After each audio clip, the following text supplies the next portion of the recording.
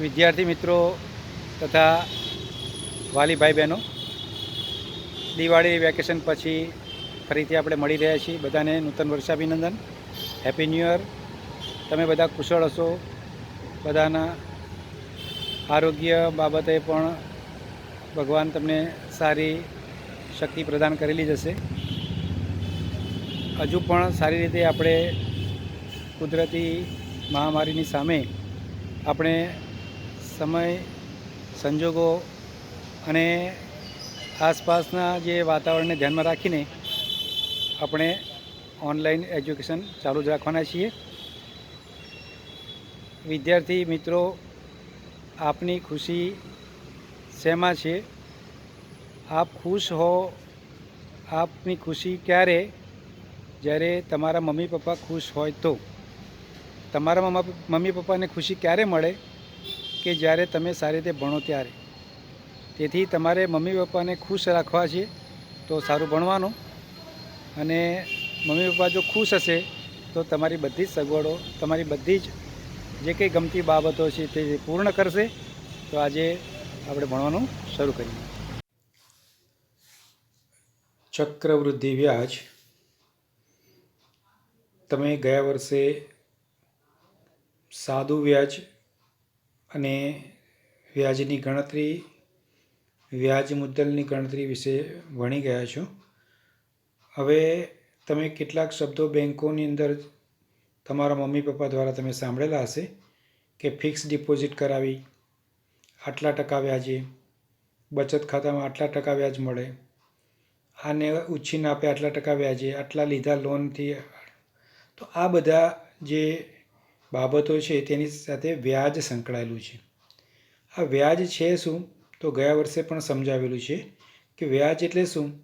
તો જ્યારે કોઈપણ રકમ, પૈસા મૂકવામાં કે લેવામાં આવે ત્યારે તે જે રાખે છે તે કેટલાક વધારાના રકમ આપણને આપે છે. જેમ બેંકમાં પૈસા મૂકવાથી બેંકવાળા કેટલીક વધારાની રકમ આપણને આપે છે, તેને વ્યાજ કહેવાય. એ જ રીતે જો બેંકમાંથી તમે ઉછીના પૈસા લીધા લોન તરીકે, તો તે લોકો આપણી પાસે એ પૈસા બેંકના વાપરવા બદલ આપણી પાસે કેટલાક વધારાના પૈસા લે, જેને લોનનું વ્યાજ કહેવાય. તો આ રીતે જે વ્યાજ છે એ બે પ્રકારનું છે. સાદું વ્યાજ, જે ગયા વર્ષે તમે I/P/R/T/100 આ સૂત્રની મદદથી કરતા હતા. યાદ કરો ફરતી. I=P/RT/100. અહીંયા I ઇન્ટરેસ્ટ બતાવે છે, વ્યાજ. P મુદ્દલ બતાવે છે, principal. R rate of interest, વ્યાજનો દર બતાવે છે. T એટલે ટાઈમ, કેટલા સમયગાળા માટે મૂક્યું છે, અને ભાગ્યા 100. તો એ સૂત્રની મદદથી તમે એ ગણતા હતા. અહીંયા આગળ ઉદાહરણ 10 જુઓ. ₹10,000ની રકમ 15% પ્રતિ વર્ષ વ્યાજ લેખે 2 વર્ષ માટે ઉછીની લેવામાં આવી. તો આ રકમ પર સાદું વ્યાજ અને વ્યાજ મુદ્દલ શોધો. સાદું વ્યાજ શોધવું એટલે ડાયરેક્ટ તમે સૂત્ર મૂકી શકો, અથવા તો તેને 2 વખત તમે કરી શકો છો. તો અહીંયા આગળ તમે જુઓ, ₹100નું 1 વર્ષનું વ્યાજ ₹15, તો 10,000નું 1 વર્ષનું વ્યાજ કેટલું? તો એ રીતે તમે ગણો તો 1500. 2 વર્ષનું વ્યાજ શોધવું હોય તો 1500 2 વખત થાય એટલે 3000. તેથી કેટલી રકમ અંતે આપવી પડશે 2 વર્ષના અંતે? તો મુદ્દલ વત્તા વ્યાજ 10,000 વત્તા 3000 એટલે 13,000. જેને આપણે સૂત્રમાં લખવું હોય તો આ રીતે લખીએ. I=PRT/100. PRT/100. પીની જગ્યાએ તમે કિંમત મૂકી દો. પીની જગ્યાએ કેટલી કિંમત મૂકશો? તો 10,000. આરની જગ્યાએ વ્યાજનો દર, કેટલો વ્યાજનો દર છે? તો ₹15. સમયગાળો કેટલો છે? તો 2 વર્ષ માટે. ભાગ્યા કેટલા છે? તો 100. કટ કરો, ચાલો 0 0 કટ, ગુણાકાર કરો. 15 દુ 30, 15 દુ 30, એની સાથે 100નો ગુણાકાર એટલે ₹3000. તેનું સાદું વ્યાજ થશે. બે રીતે તમે ગણતરી કરી શકો છો. એક વખત પહેલા વર્ષનું વ્યાજ શોધીને પછી એના ડબલ કરીને પણ કરી શકો છો. પ્રયત્ન કરો તમે જાતે જ. ₹15,000નું 5% પ્રતિ વર્ષ વ્યાજ લેખે 2 વર્ષનું વ્યાજ અને વ્યાજ મુદ્દલ કેટલું થાય તે તમે આ પ્રમાણે જ શોધી શકો છો. હવે બીજી એક બાબત આપી છે ડાયલોગ્સ કે પપ્પા ડાકઘરમાં રૂપિયા કેટલાક 3 વર્ષ માટે મૂક્યા, દર વર્ષે આગલા વર્ષ કરતાં રૂપિયા વધે છે. એટલે મતલબ દર વર્ષે વ્યાજ એક સરખું આવતું નથી, વ્યાજ થોડું થોડું વધતું જાય છે. એવું પાસબુકની અંદર જે બેંકની ચોપડી છે નોંધપોથી તેની અંદર જોવા મળે છે. મતલબ આ વ્યાજ કેમ વધે છે? તો એક સરખું વ્યાજ સાદા વ્યાજમાં વધે છે, જ્યારે અહીંયા થોડું સાદું વ્યાજ નથી, પણ છતાંય તમે જુઓ તો આગળના વર્ષમાં વ્યાજ થોડું વધતું જાય છે. આમ વ્યાજનું પણ થોડું વ્યાજ વધતું જાય, વ્યાજ ઉપર પણ થોડું વ્યાજ મળે એને આપણે કહીએ છીએ ચક્રવૃદ્ધિ વ્યાજ, જેનું નામ છે ચક્ર. એટલે ચક્ર પ્રમાણે, સાયકલ પ્રમાણે વૃદ્ધિ વધે છે વ્યાજ. તો સાદું વ્યાજથી થોડુંક આગળ છે. સાદા વ્યાજમાં મળતી રકમ કરતાં ચક્રવૃદ્ધિ વ્યાજમાં રકમ વધારે મળે બેંકમાં કહેવાય તો, અને લોન લઈએ તો વધારે રકમ ચૂકવવી પડે. તો સાદું વ્યાજ એક વર્ષ માટે મૂકો તો તમને ખબર છે કે સૂત્ર પ્રમાણે I=PRT/100 કરો તો તમને અહીંયા કિંમત મળશે. એ જ રીતે તેનું વ્યાજ મુદ્દલ કરવું હોય તો પહેલા વર્ષનું મુદ્દલ P1 અને પહેલા વર્ષનું સિમ્પલ ઇન્ટરેસ્ટ એ બંને સરવાળો કરો તો તમને પહેલા વર્ષનું વ્યાજ મુદ્દલ મળે. આ પહેલા વર્ષનું જે વ્યાજ મુદ્દલ મળ્યું એ બીજા વર્ષ માટે મુદ્દલ થશે, અને બીજા વર્ષ માટે મુદ્દલ થશે તો ફરીથી તમે I=PRT/100. તો અહીંયા આગળ દર એક વર્ષની વાત છે, એટલે તમે ટાઈમ પીરિયડની જગ્યાએ તમે શું લખી શકો છો? 1. તો સૂત્ર તો આપણું સેમ જ છે, I=PRT/100. આ સૂત્ર આપણું નક્કી છે. પણ બીજા વર્ષ માટે આપણે શોધીએ છીએ એટલે simple interest for second year, બરાબર છે. તો આ રીતે તમે એને કરી શકો, અને એ રીતે તમે શોધો તો બીજા વર્ષનું તમને વ્યાજ મળે છે 1,728. હવે બીજા વર્ષે જે વ્યાજ મળ્યું એનું ફરીથી તમે એ જ વર્ષ માટે વ્યાજ મુદ્દલ કરો તો તે તમે વ્યાજ મુદ્દલ કરશો તો 23,328 થશે. તો આ રીતે પહેલા વર્ષનું વ્યાજ અને બીજા વર્ષના વ્યાજનો જે સરવાળો કરો તો કેટલો થાય છે? 1600 + 1,728, એટલે કુલ થાય છે 3,328. તો અહીંયા આગળ જે સાદું વ્યાજ થવું જોઈતું હતું ને તેના કરતાં ચક્રવૃદ્ધિ વ્યાજ થોડું વધારે થાય છે. જો સાદું વ્યાજ તમે ગણતરી કરો I=PRT/100 દર એક વર્ષે નહીં, ડાયરેક્ટ 2 વર્ષ માટે, તો તમે ડાયરેક્ટ 2 વર્ષ માટે કરો તો I=PRT/100 કરો તો તમને 3,200 મળે, જે સાદું વ્યાજ છે. પણ ચક્રવૃદ્ધિ વ્યાજમાં તમને કેટલા મળે છે? 3,328, મતલબ 128 રૂપિયા વધારે મળે છે. એનો મતલબ થયો કે સાદું વ્યાજ કરતાં અહીંયા જુદું વ્યાજ છે, જેમાં વધારે વ્યાજ મળે છે, અથવા લોન લીધી તો વધારે વ્યાજ ચૂકવવું પડે છે. જુઓ અહીંયા આગળ એક ટેબલમાં ગણતરી પ્રથમ વર્ષે બધું જ સરખું હોય, સાદું વ્યાજ ગણો કે ચક્રવૃદ્ધિ વ્યાજ ગણો. બીજું વર્ષ લઈએ ને ત્યારે તમે જુઓ પહેલા વર્ષમાં જ્યારે 110 થયા તો બીજા વર્ષમાં કેટલા થયા? 120. જ્યારે ચક્રવૃદ્ધિ વ્યાજમાં કેટલા થયા? 121. ત્રીજા વર્ષમાં સાદું વ્યાજ કેટલું થયું? તો કે 130. ત્યારે અહીંયા કેટલા થયા? ચક્રવૃદ્ધિ વ્યાજમાં 133.10. મતલબ થોડું થોડું વધતું જાય છે. આ વધે છે કોના કારણે? આ કોના કારણે વધે છે? તો અહીંયા આગળ સાદા વ્યાજની અંદર તો શું થયું? તો દર વખતે સેમ વ્યાજ ઉમેરાયું. તમે જુઓ સાદા વ્યાજની અંદર દર વખતે 10 રૂપિયા વધતું જાય છે. એટલે 100ની જગ્યાએ 110 થયું, 10 રૂપિયા વધે એટલે 120 થયું, 10 રૂપિયા વધે 130 થયું. પણ અહીંયા આગળ તમે પહેલી વખતે જુઓ તો 110 છે, પછી શું થયું? જુઓ પછી 110માં 10 ના વધ્યા, એની જગ્યાએ 11 વધ્યા. 11 વધ્યા એટલે કોને કારણે 11 વધ્યા? તો અહીંયા આગળ જે 10 ઉમેરાયા વધારાના, માત્ર 100ની ગણતરી ના કરી, 110ની ગણતરી કરી. 110માં આના કરતાં શું વધારે આવ્યું? તો 10 રૂપિયા વધારે આવ્યા. 10 રૂપિયા એકચ્યુઅલ શું છે? તો કે આગળનું વ્યાજ છે.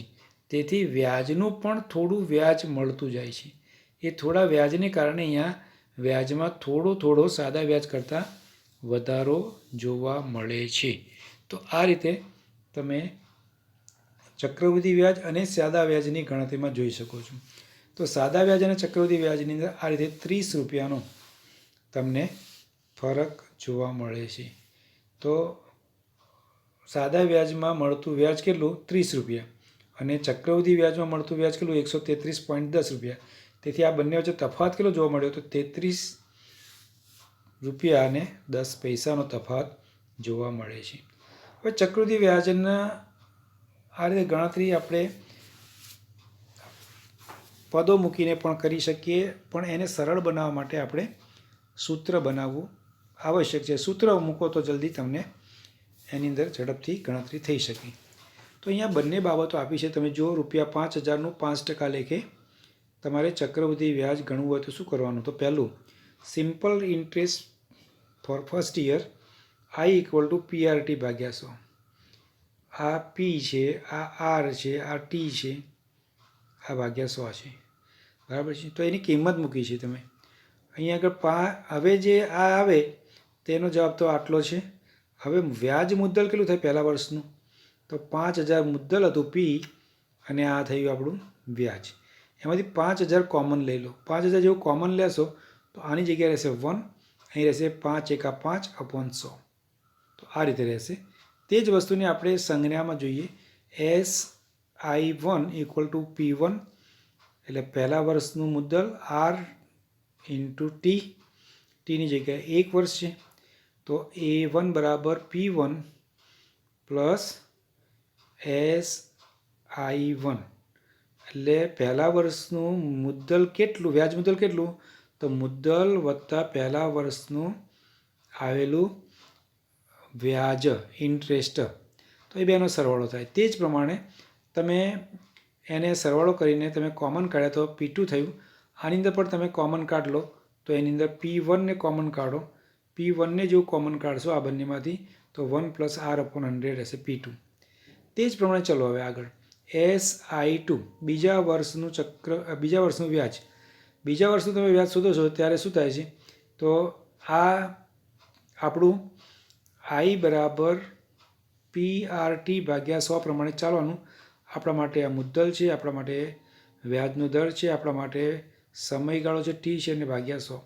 એમાંથી આ બંનેનો ગુણાકાર સાથે રાખો અને છૂટું પાડો તો આપણને શું મળશે?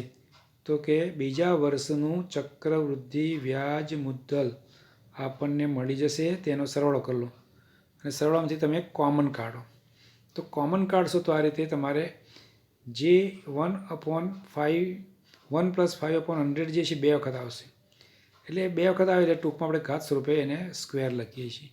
એ જ બાબત અહીંયા તમે જુઓ. A2 = P2 + SI2. P2 એટલે શું? તો બીજા વર્ષનું મુદ્દલ. તો બીજા વર્ષનું મુદ્દલ આ લખાય અને SI2 આગળ પ્રમાણે જ તમે P1 R/100 કૌંસમાં 1 + R/100 લખ્યો. કોમન કાઢવા બંને વસ્તુ સેમ છે એટલા માટે 2 વખત સ્ક્વેર થાય. તો આ પ્રમાણે તમે આગળ વધો 2 વર્ષ માટે, પછી 3 વર્ષ માટે. તો તમે N વર્ષ માટે જો કરો, N વર્ષ માટે તો તમારે લખવાનું છે AN = P1 એટલે પહેલા વર્ષનું વ્યાજ, પહેલા વર્ષનું મુદ્દલ 1 + R એટલે વ્યાજનો દર ભાગ્યા 100 અને raised to n ઘાત તરીકે તમે એને લખો. તો સૂત્ર તમારે બરાબર યાદ રાખી દેવાનું છે. આ સૂત્ર એકદમ લર્ન કરી રાખો આ વર્ષ માટે. AN = P1 કૌંસમાં 1 + R/100. તો આ રીતે તમે સૂત્રમાં જો વ્યાપક રીતે હોય તો તેને આ રીતે A = P + 1 + R/100 લખી શકો છો.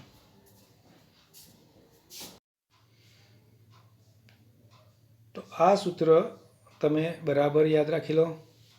ફરીથી A = P એટલે મુદ્દલ 1 + R/100 એની n ઘાત. અહીંયા કોણ શું છે તે તમને ખબર પડી ગઈ છે. ચક્રવૃદ્ધિ વ્યાજને CI તેને કમ્યુલેટિવ ઇન્ટરેસ્ટ પણ કહેવામાં આવે છે. અલગ રીતે પણ જો તેની અંદર તમને એમ કે ખાલી ચક્રવૃદ્ધિ વ્યાજ શોધો તો તમારે શું કરવાનું, મુદ્દલમાં જે વ્યાજ મુદ્દલ છે એમાંથી મુદ્દલ તમારે બાદ કરી દેવાનું, તો તમને ચક્રવૃદ્ધિ વ્યાજ CI તમને મળી જાય છે. હવે ₹12,600 પર 10% પ્રતિ વર્ષના દરે 2 વર્ષ માટે ચક્રવૃદ્ધિ વ્યાજ શોધો. તો તમે સીધું સૂત્ર મૂકો, A = P કૌંસમાં 1 + R/100 n. એ સૂત્ર તમારે મૂકવાનું છે. એ સૂત્રમાં તમે P બરાબર આટલા, હવે R બરાબર આટલા અને n બરાબર 2 વર્ષ, એ સૂત્ર મૂકીને તમારે જરા થોડુંક ગણતરીમાં તમને અઘરું પડશે, પણ તમે 0 0 કટ કરી નાખો એટલે 1/10 રહેશે. એ લસા લો, 10 એકા 10 વત્તા 1 બરાબર 11/10. 11/10 બે વખત થાય એટલે લો, 0 0 કટ કરો અને પછી ગુણાકાર કરી દો. આ આવશે તેનું વ્યાજ મુદ્દલ. પણ તમને એનું કીધું ફક્ત ચક્રવૃદ્ધિ વ્યાજ શોધો, તો CI બરાબર વ્યાજ મુદ્દલ માઇનસ મુદ્દલ, તો તમને એનો જવાબ મળી જાય. હવે વાર્ષિક ચક્રવૃદ્ધિ વ્યાજ દર અને અર્ધવાર્ષિક ચક્રવૃદ્ધિ વ્યાજ દર, બરાબર છે. સમયગાળો અને વ્યાજ દર, આ બાબતો આપણે ખાસ ધ્યાનમાં રાખીને એને કરવાનું છે. તો P બરાબર ₹100 છે, 10% લેખે વાર્ષિક ચક્રવૃદ્ધિ વ્યાજ ગણીએ, અને અર્ધવાર્ષિક ચક્રવૃદ્ધિ વ્યાજ, અર્ધવાર્ષિક એટલે સમયગાળો આપણો અડધો થઈ ગયો, 6 મહિના. તો I બરાબર PRT ભાગ્યા 100 પ્રમાણે 10 મળે. અહીંયા I બરાબર PRT ભાગ્યા 100 પ્રમાણે અર્ધવાર્ષિકમાં તમને ₹5 મળે. તો એ તફાવત જુઓ, આ થશે 110, આ થશે 105. તો એથી આપણે ગણતરી કરીએ તો જો 105નું આપણે ફરીથી જો ગણતરી કરશો તો કેટલું મળશે? 5.25. બીજા 6 માસ માટેનું 5.25. તો અહીંયા આગળ 105 આગળનું તમારું મુદ્દલ હતું, એમાં 5.25 ઉમેરો તો થશે 110.25. એટલે જો પહેલા વખતમાં જે આવ્યું છે વ્યાજ મુદ્દલ 110, એના કરતાં બીજા વખતમાં તમને થોડું ચક્રવૃદ્ધિ વ્યાજમાં વધારે મળે. કેમ? વ્યાજનું પણ વ્યાજ છે ચક્રવૃદ્ધિ વ્યાજ, એટલા માટે. આ પ્રયત્ન તમે જાતે કરો, સેમ એના માટે જેવો જ દાખલા આપે છે. ઉદાહરણ 12, જો ₹12,000ની લોન 1.1/2 વર્ષ માટે 10% અર્ધ વાર્ષિક વ્યાજે લેવામાં આવી હોય તો કુલ કેટલી રકમ પરત કરવી પડશે? હવે બે વસ્તુ છે અહીંયા આગળ, 1 વર્ષ પણ છે ને અડધો વર્ષ એની સાથે જોડાયેલું છે. અહીંયા 1.5 વર્ષ માટે છે 1.1/2 વર્ષ. એટલે પહેલાં 6 મહિના માટે આપણે ગણતરી કરીએ, બરાબર છે. તો પહેલાં 6 મહિના માટે જો આપણે ગણતરી કરીએ તો 6 મહિના પ્રમાણે 3 આવા અર્ધ વર્ષ આવશે.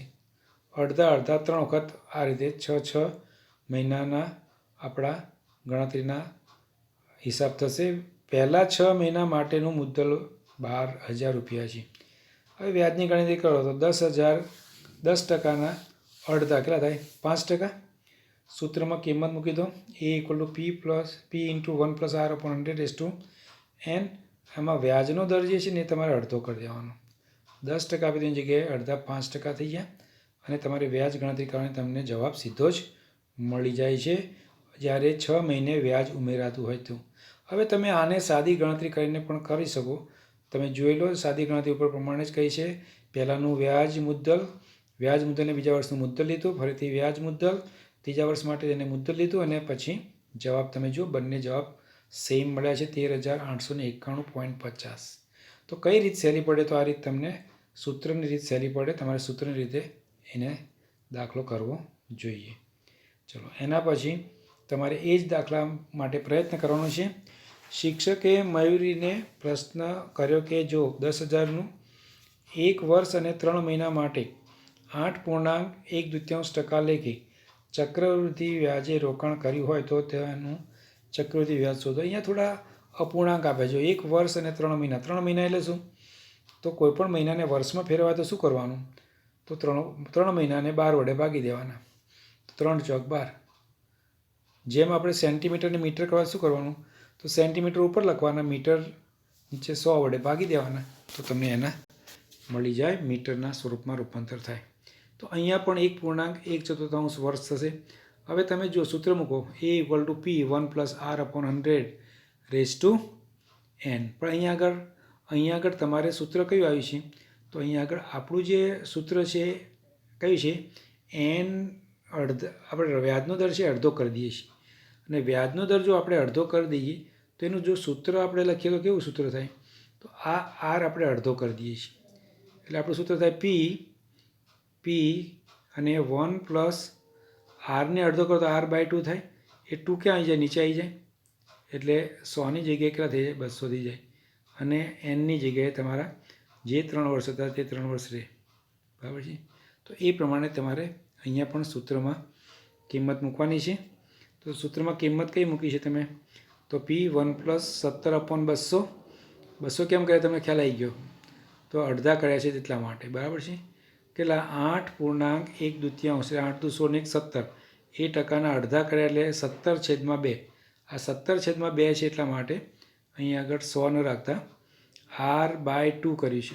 R/2 આ /2 કર્યું છે એટલા માટે 100 આવી ગયા.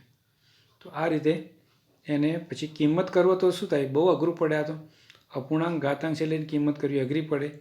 તેથી તમારે શું કરવાનું? તો પહેલાં 1 વર્ષ માટેનું કરી દેવાનું, અને 1 વર્ષનું કર્યા પછી જે આવ્યું તે 10,850 એનું તમારે સાદું વ્યાજ તમારે 1/4 વર્ષ માટે કરી દેવાનું. તો 10,850નું 1/4 વર્ષ માટે 17/2% લેખે કેટલું થાય તે શોધી કાઢો. તો 230.56 થાય. તો આપણને પ્રથમ વર્ષનું વ્યાજ કેટલું મળ્યું હતું? 10,850. બરાબર છે? તેમાંથી તમે મુદ્દલ બાદ કરી નાખો એટલે 850 તમને પહેલા વર્ષનું વ્યાજ થયેલું, અને બીજા વર્ષનું 230.56. આ બંનેનો તમે સરવાળો કરી દો એટલે તમને ચક્રવૃદ્ધિ વ્યાજ મળે. ક્યારે? કયા સંજોગોમાં? જ્યારે ઘાતાંક અપૂર્ણાંક આવે અને તમે ગણતરી કરવામાં સક્ષમ ન હોય ત્યારે તમારે 1 વર્ષનું અને 1/4 જે વ્યાજ મળ્યું છે, જે વ્યાજ મુદ્દલ થયું છે તેનું ફરીથી 1/4 વર્ષ લેખે તમારે એને સાદા વ્યાજ તરીકે ગણતરી I = PRT/100 કરીને કિંમત શોધીને તેનું વ્યાજ અને પ્રથમ વર્ષનું જે વ્યાજ છે તે બંનેનો સરવાળો કરીને તમે એને શોધી શકો છો. ચક્રવૃદ્ધિ વ્યાજના સૂત્રની ઉપયોગિતા ઘણી બધી છે. જનસંખ્યામાં વધારો કેટલો છે શોધવા માટે, વિકાસનો દર, વાયરસ બેક્ટેરિયાનો વધારો શોધવા માટે, મધ્યવર્તી વર્ષોમાં તેની કિંમતમાં વધારો ઘટાડો શોધવા માટે કરી શકાય છે. તો એવો જ એક સવાલ અહીંયા છે. ઉદાહરણ 14. એક શહેરની જનસંખ્યા આટલી છે, તે વર્ષ દીઠ 5% દરે વધે છે. તો 2000ના વર્ષના અંતે કેટલી? તો તમે સૂત્રમાં સીધું કિંમત મૂકી દો, તમને જવાબ મળી જશે. કેટલા વર્ષ થાય છે? 3 વર્ષ. તો 3 વર્ષ પ્રમાણે અંદાજ જનસંખ્યા આપણને આટલી મળશે. તો આ પ્રમાણે તમે એ રીતે ટીવી ખરીદવાની અંદર 1 વર્ષ પછી ટીવીની કિંમતમાં 5% ઘટાડો થાય છે. હવે 5% ઘટાડો થાય છે એ પ્રમાણે તમે જો આ ગણતરી કરો તો આ રીતે કરી શકાય. પણ તમારે એને શોર્ટકટમાં કરવી હોય તો તમારે સીધું જ તમારે 21,000નું છે અને એમાંથી 1 માઇનસ પ્લસની જગ્યાએ 1 - 5/100 એ ગણતરી કરીને તમે 1 વર્ષના અંતે, 1 વર્ષ જ છે એટલે 1 વર્ષના અંતે તમે કેટલો ઘટાડો થયો તે પણ શોધી શકો છો. આ દાખલા જે ઉદાહરણ છે તેની પ્રેક્ટિસ આપણે સ્વાધ્યાય 8.3ની અંદર કરીશું. તો તમે આટલા ઉદાહરણના દાખલા તમારી નોટબુકમાં લખી લો, સમજી લો, શાંતિથી એક પછીના સ્ટેપ વાંચો. ગણતરીમાં થોડીક ધીરજ રાખીને તમે અહીંયા જોતા રહેજો અને દાખલા કરતા રહેજો.